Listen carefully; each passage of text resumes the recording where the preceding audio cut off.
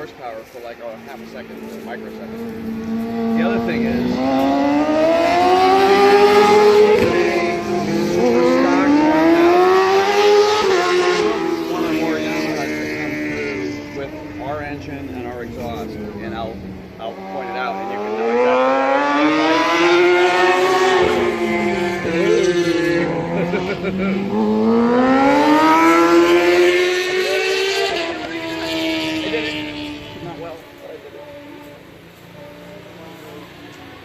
even when I was not riding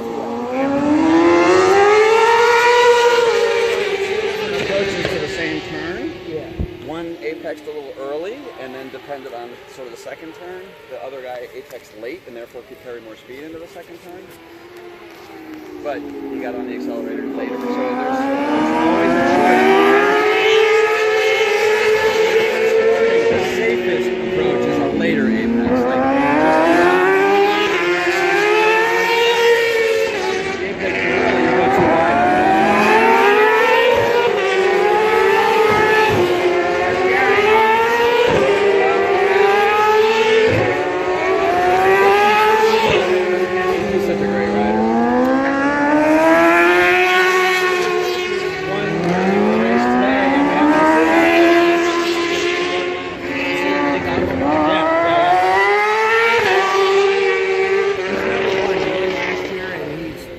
Front end, they'll put their elbow down and push the bike back up.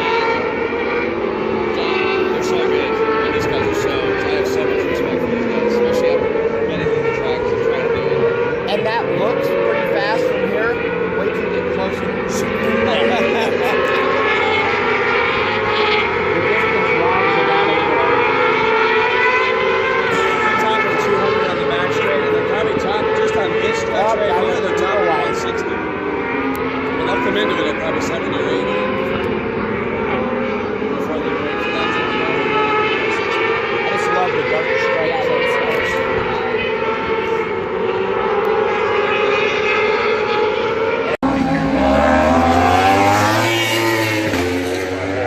And the Q tire, the yellow sidewall Dunlop.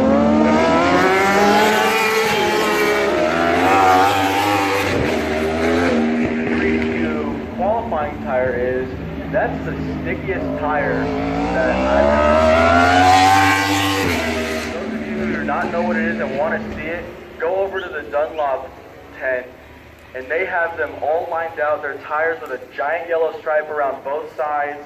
They are, even when they're not run yet, if you just touch them, they are the stickiest tires.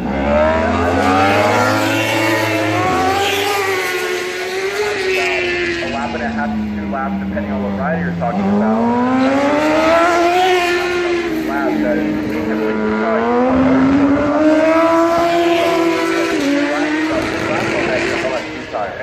yeah, on the one lap he got stuffed pretty hard by Bobby Fong and still managed to set a very quick time. They brought a new tire that's kind of in between the riders that it was too big of a jump to go from the softest race tire to that marshmallow practically that thing feels like. So they brought in one that's kind of a little bit in between the start section of the red tire.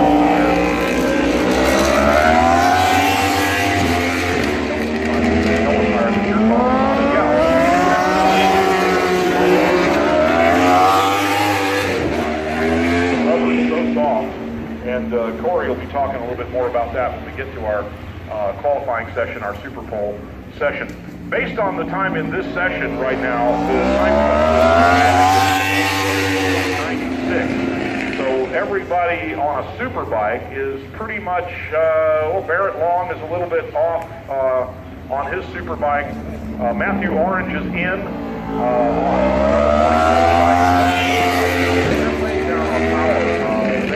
They were pretty disappointed that they're still managing.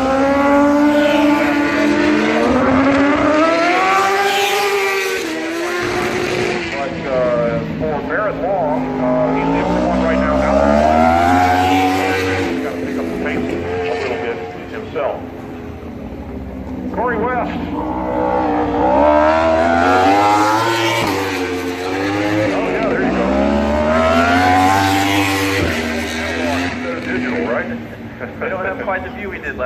tower. No, not even close.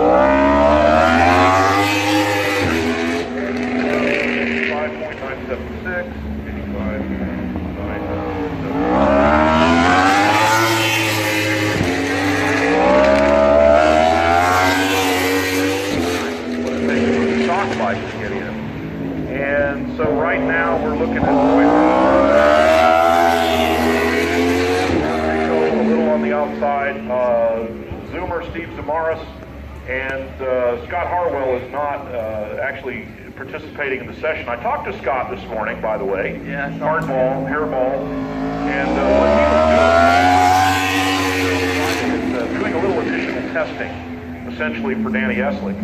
And he was really happy because he said that they been chasing all year long up to now. And while they had a couple of podiums this season,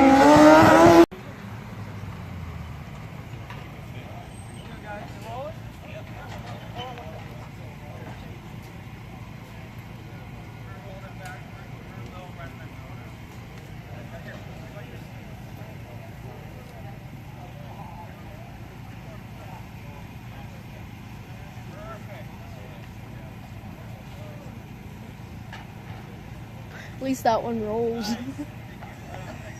all right, well, we've got a little bit of a break in the action. I'm going to introduce my former colleague who has been up with me here in the booth quite a few times, and he'll be joining me officially at Sonoma as a co-announcer. Kyle Norman has been doing this here since when was the first time you and I worked together? You were just a little guy. Well, I was 14 years old. That was back in 2013. It was the last year that MotoGP was here when we introduced each other to each other. There you go. At the Riders for Health auction, if you remember that. That's right, and you and your dad and mom were down there, and you picked up some great swag that day, and we had a very, very fun time down there. And I invited you up to the booth after that, and well, the rest, as they say, is history. So, what do you got for us this morning? You've been prowling around. You guys got here early in the week. What's your week been like so far, and what's the latest? Well, a lot of people won't expect this, but we got here Monday night before even all the teams got here. We got here Monday night, and we spent the night here at the track. We've moved spots a couple times to our official spot, just at the bottom of the corkscrew there in Rainy Curve. But no, we've just been prowling around, meeting riders, looking at the vendors, talking to riders as well.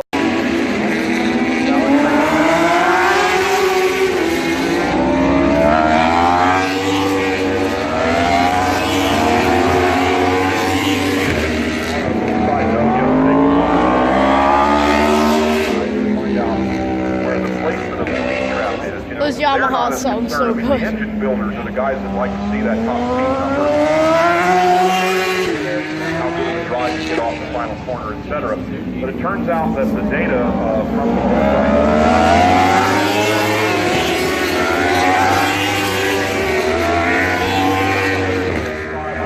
the miles an hour is the top speed as they crest the hill there at turn 1.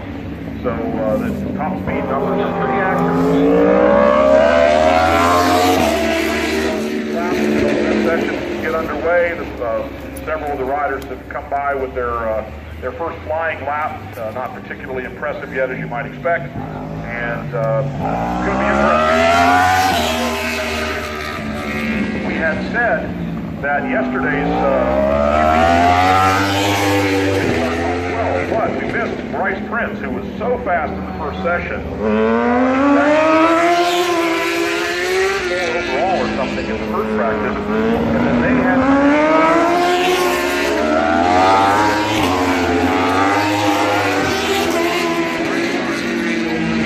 he's in Super Bowl, and Jason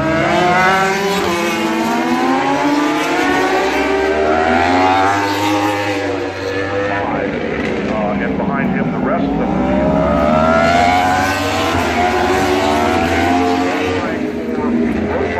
And back took place yesterday, and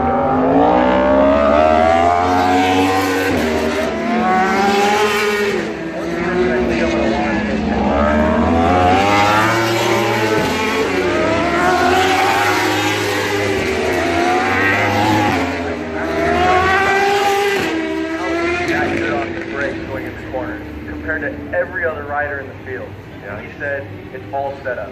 Yeah. The compression, everything in the front end. That's really, he said that's really the place that they focus on.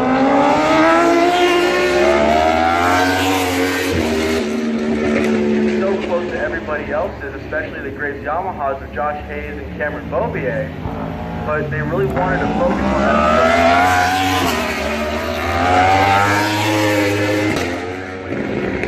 Maybe outright. It does. It allows him to get to it.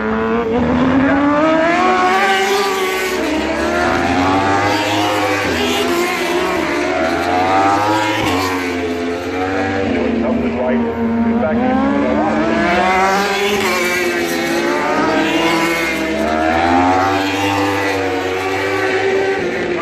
six-time Tony right now. And after the first day on Friday in the morning, he was a little bit disappointed.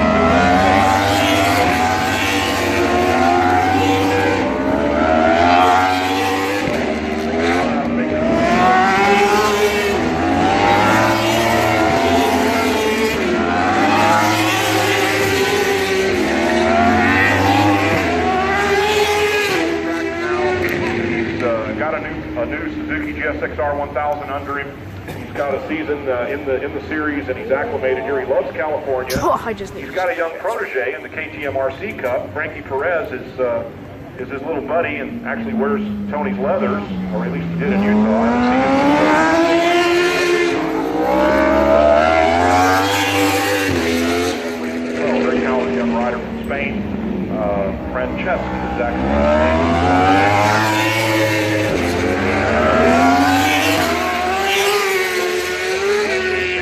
Everything that comes here. Yeah, it's not that right.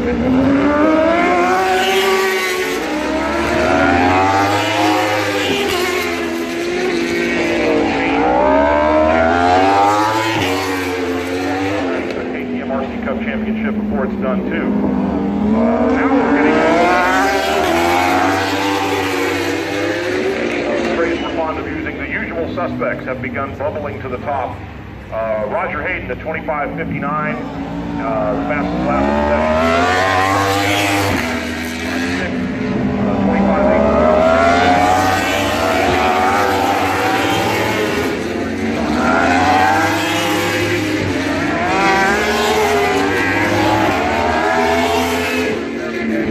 And Ant West.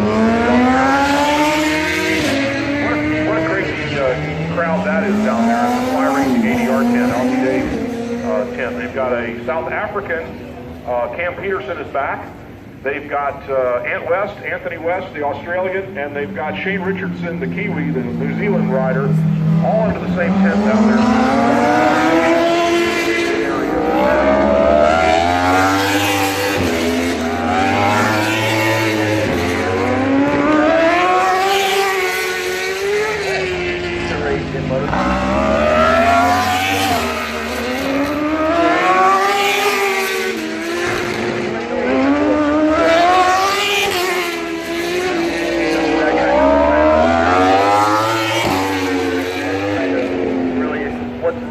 Contract whether you can participate in this event where we'll like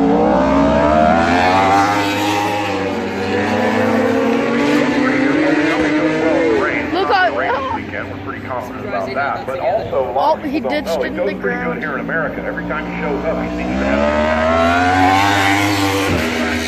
impact. I think Laguna Seca.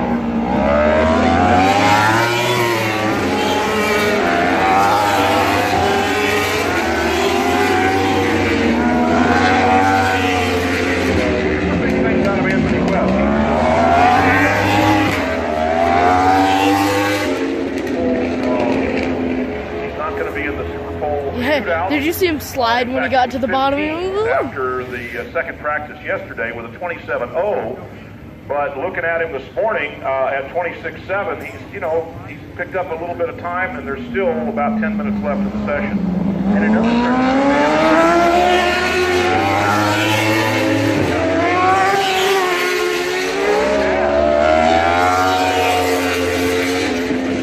time off, and now he's looking pretty cute.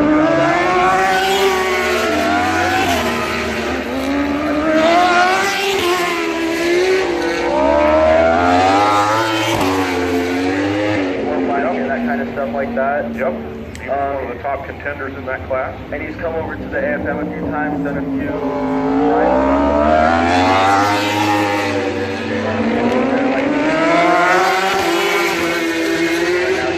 he's at a 131.2 right now. I believe yesterday he did about a 130.4. So he did make the cutoff to qualify for the race.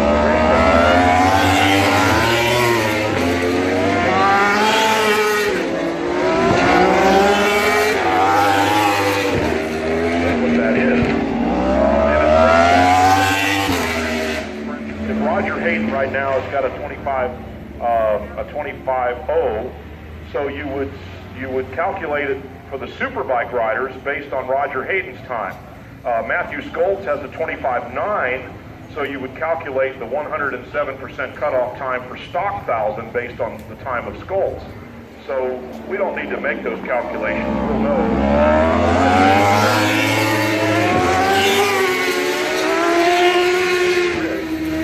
In the stock 600 class, however, tomorrow, they will have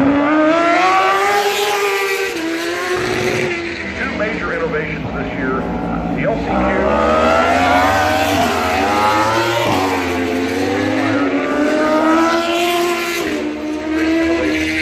for 2017, along with some rule changes. The swing arm rule now for Superbike is open. They're able to use aftermarket forks, so the Erlitz and K-Tech guys are all here with their products on the Superbikes. Not only the internals, but now the actual, the entire fork units themselves.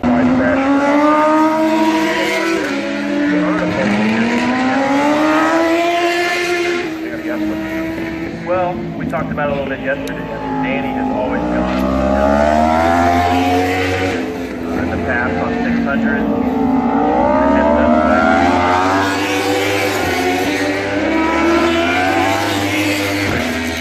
Last year, but then after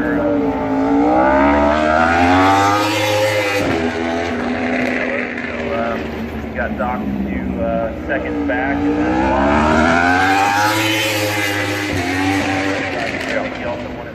But yeah, it's a bummer to see that happen, but I bet you he'll be a little more cognizant of the yellow flag this year if it does come to that. Yeah, he's a racer, you know. He's going to put the blinders on. And, again, talking to Scott Hartwell, the fact that they feel like they found something, and it was in the front end. It was in the forks, you know, in the front suspension. And so now with a little bit of, he just set his fastest personal lap of the session. He was in with a 25.8 yesterday. Yep. So he's not quite there. About a second off of that time at the moment. He did it again, same guy. Half the session left. There's time to knock some more time. Maybe they're trying a little something else. Now they got that thing somewhere else, right? Yeah, I mean, once you get going a little bit faster, then it just kind of, you find the practice session, so they're not like holding the gun to their head trying to get that one fast lap.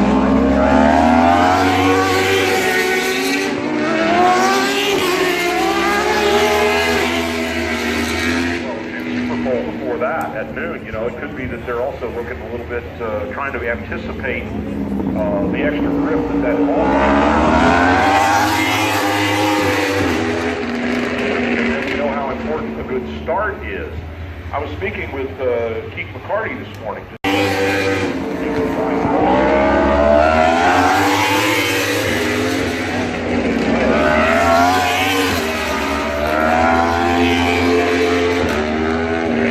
Something I've always found interesting about this place,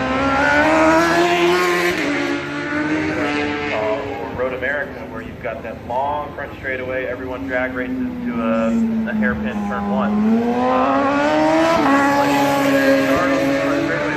Turn left up and over the hill, and then you go down into turn two. That's kind of got a few different lines. So depending on where you're graded on the one of those guys who got on the third or fourth row. It's risky,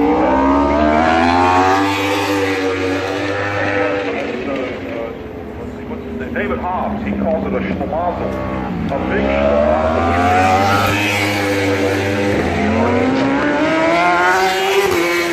It's a little risky to go out outside in or inside out. Line, you know, with the two options that you have.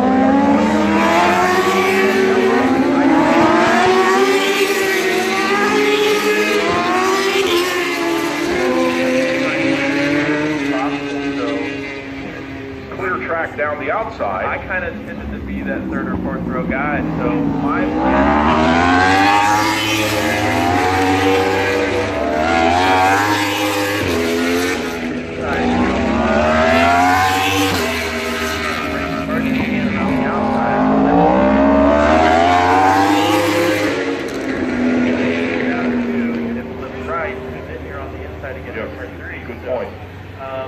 trying to be crafty in situations like that will get you some extra positions off the start. Look at Bobby Baum, P2, yeah. While we've been Jake talking Lewis. here, we've got two stock 1000 guys.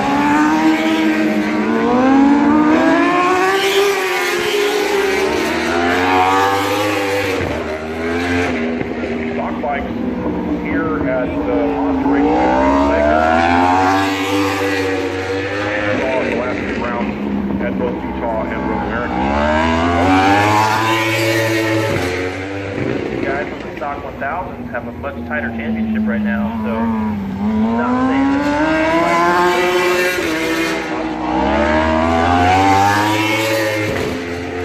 every time they get on the racetrack, and it's just showing in their lap times, they're almost the fastest bikes on the track.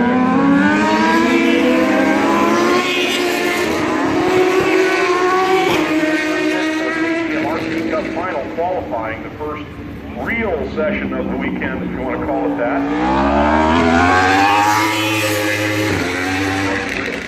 These riders have already placed themselves on the grid. So the low back, the grid has been set aside from those. 31.9 for stock 1000. Well, I talked to him yesterday. Steve Zamaras, number 678. He's an interesting story. I've told it already. This is a fellow that's only been racing for 3 seasons, I think, now. He's working with Gerald, riding the Kawasaki. But Steve is 16.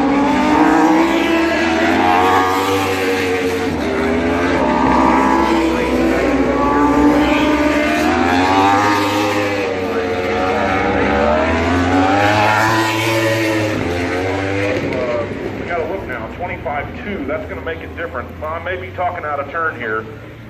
For Steve Zamaras, he was in based on the fast time a little while ago, but it may be different now. In any case, 107%. And I'll do the calculation now. 85,277. Oh, here we go. Cambo. Leaderboard ahead of Roger Hayes, 24,994. Compared to Rogers 25.0.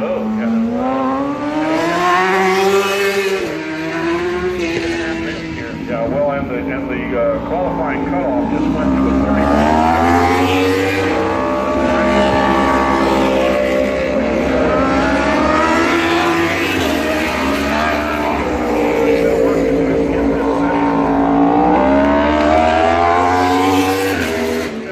In any session.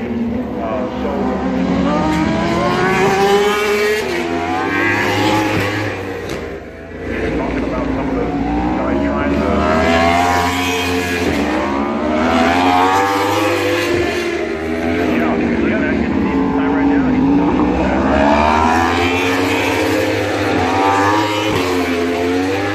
based on Bobby Fong's time of 25,277. Still got to find. He's on his quickest sector 1. Steve Zamaras, number 677. You know, that appreciate it.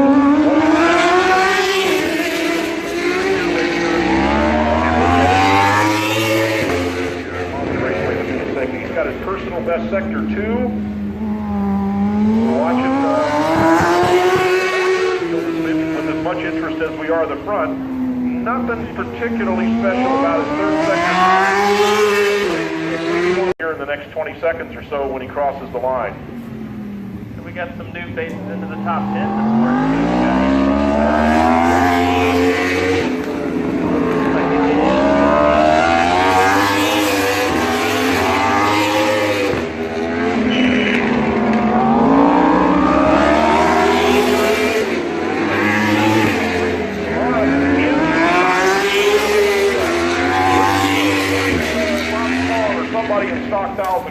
significantly quicker. Way to go, Zoomer. Attaboy.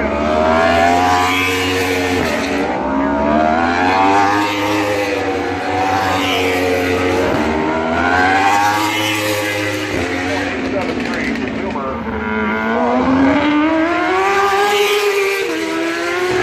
For the big bike race this afternoon and again tomorrow. Good job. A couple more out there. Let's see. Jason Lawrenson just got in.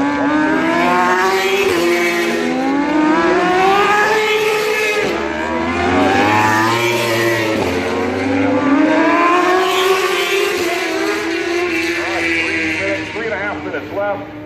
Yesterday, the two Yamahas were fastest, Cam Beaubier and Josh Hayes. Woo! Watch for him to jump up the chart. Got a little squirmy, eh? Cameron Beaubier. Oh, he would have high-sided probably. Yeah.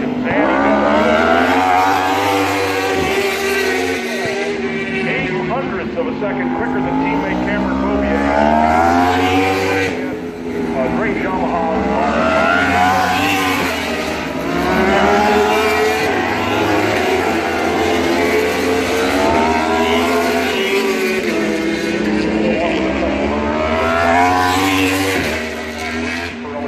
Etc. Bottom line, Josh Hayes is feeling a little more froggy there, Froggy Tours guy.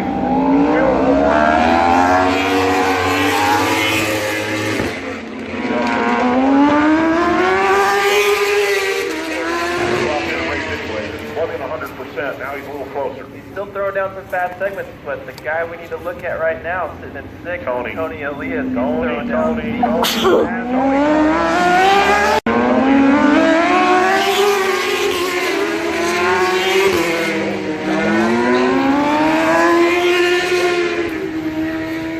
Eddie does.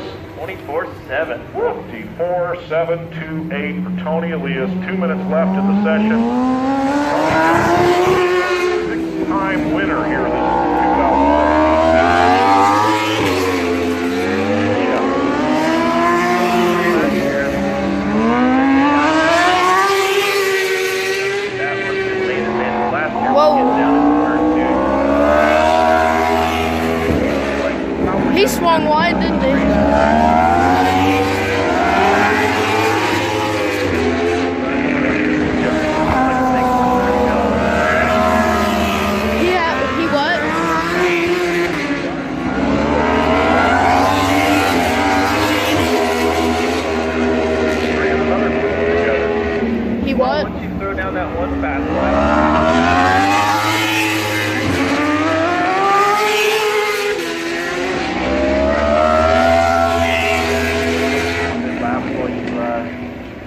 Going for you. Yeah, Josh Hayes just did his personal best sector 2, shortly behind Tony.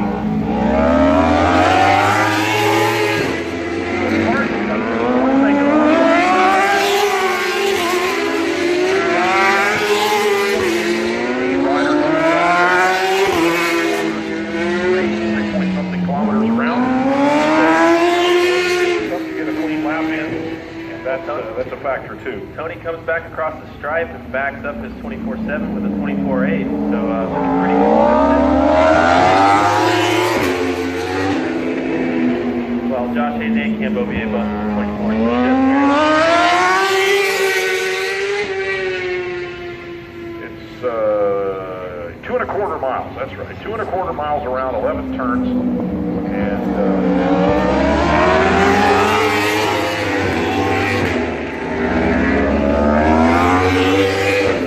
Tony got a couple of them. Josh Hayes.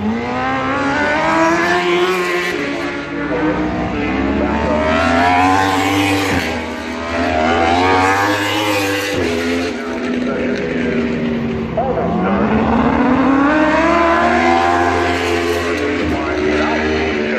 Waving, they can continue and finish the lap they're on.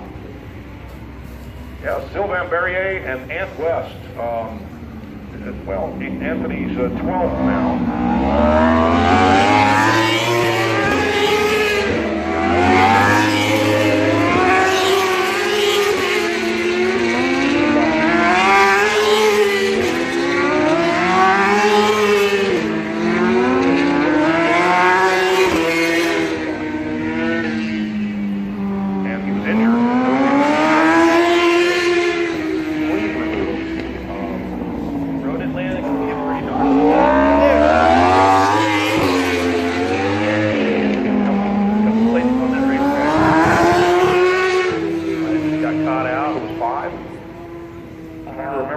crash, but it was a tough one. I think it might have been turn 1.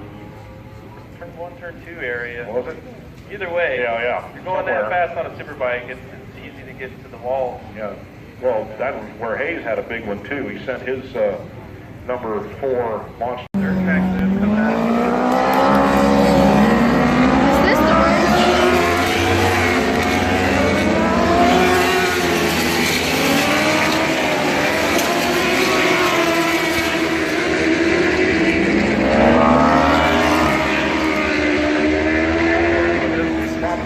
Very, very exciting race, as World Superbike has shown to be in the past, not only here, but all over the world. Many rounds.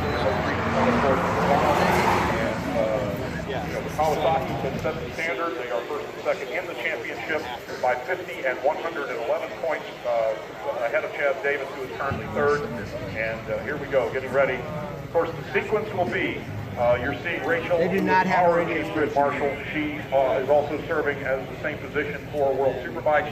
She will stand at the front of the field with a red flag. She'll hold that up until she sees a green can play flag music, though, being can't dropped behind the grid.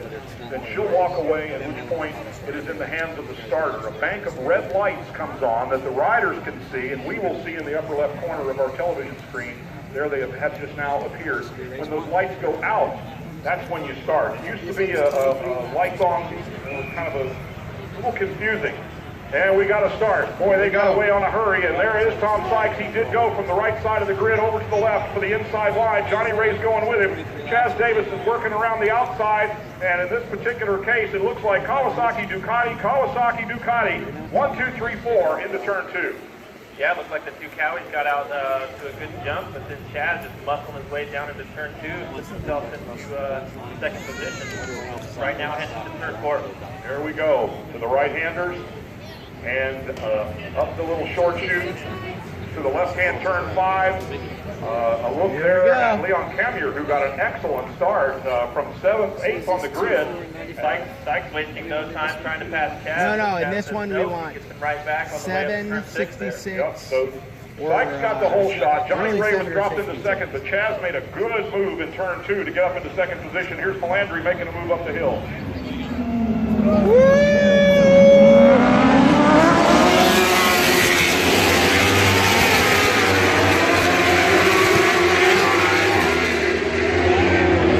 That's a little different. The right-hander the hard I got line track. number 11. Sykes trying to make a breakaway here on the first lap. It looks like Ray's lining up Chaz into the last corner and making the pass there in turn 11. Nice move for Johnny And Ray. there's the chase car. 1-2 right now, very beginning of the race. He's shown the ability to be patient enough. He knows he's got the pace. He seems to be a little more studious.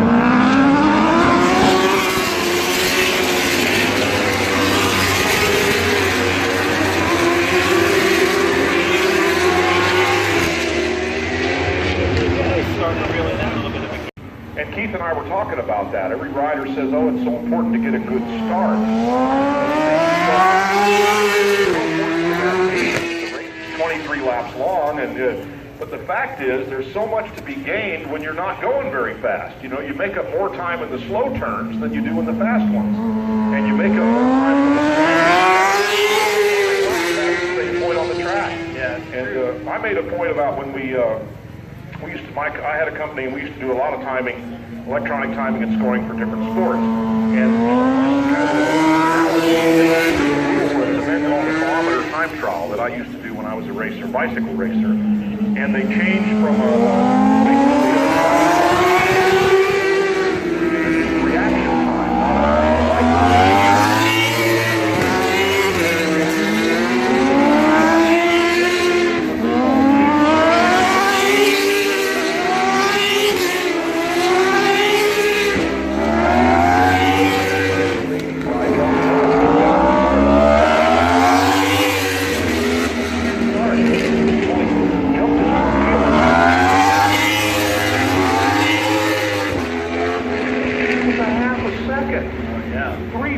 From the front wheel to the back wheel on a bicycle.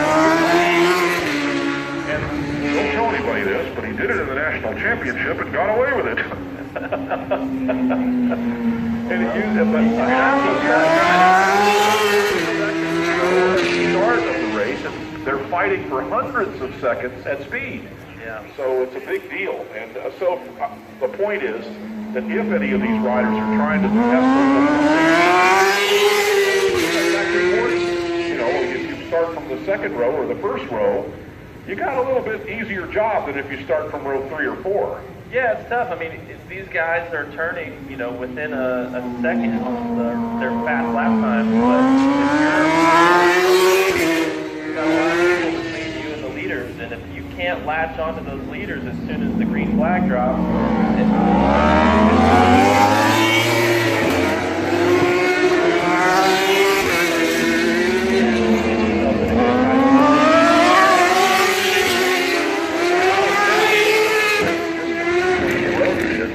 But if you're on row 4, you're giving up a